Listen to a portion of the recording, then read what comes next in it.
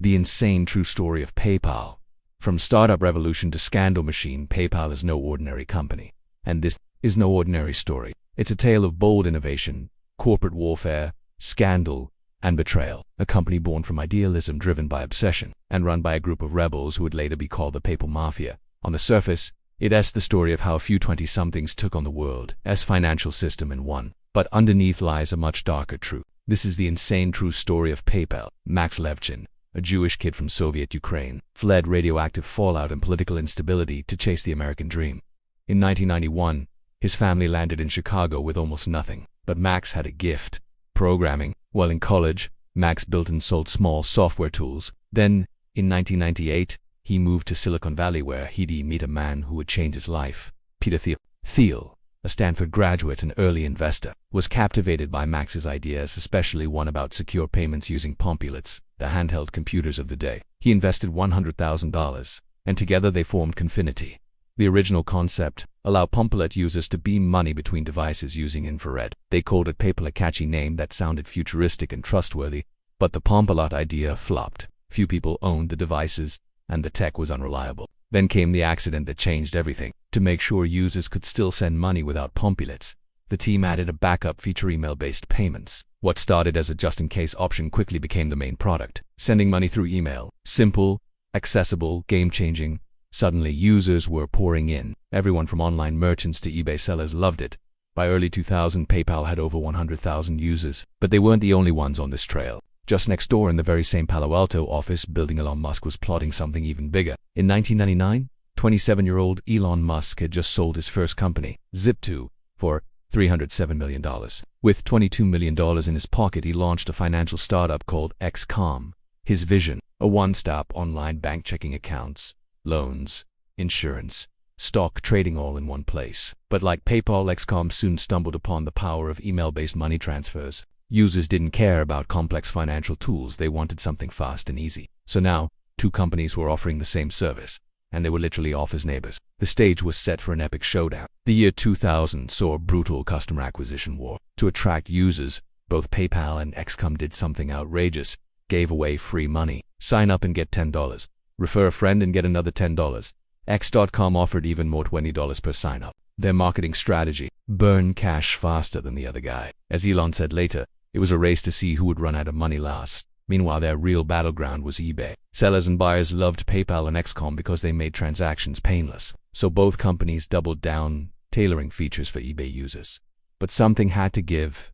Two companies, one mission, both bleeding money. A merger was inevitable. In March 2000, XCOM acquired Confinity, creating a new online payments giant. Elon Musk became CEO of the combined company, and PayPal remained the flagship product. But not everyone was happy.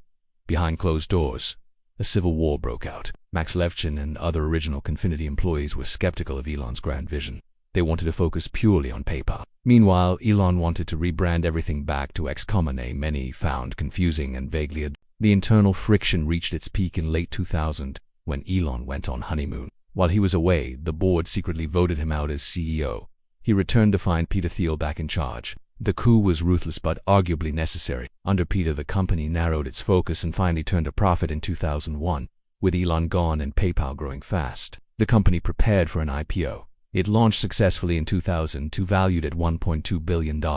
But just months later, eBay bought PayPal for $1.5 billion in stock. Why? Because nearly 70% of eBay sellers were already using PayPal, and eBay's own payment system had failed miserably. PayPal became the default payment platform for online auctions, and its dominance only grew. But while its early story was one of innovation and risk-taking, what followed was far more complicated. In the years that followed, PayPal's reputation took a major hit. Customers accused the platform of freezing accounts without warning, holding funds for months, flagging legitimate users as frauds, offering little to no customer support.